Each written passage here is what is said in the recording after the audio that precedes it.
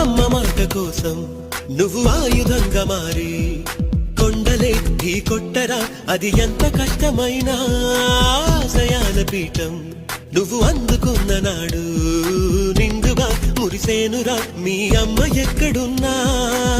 చేయూతే ఇస్తుంటే ఓ స్నేహ బంధం చరితల్లే మారాలి నువ్వెళ్ళు మార్గం.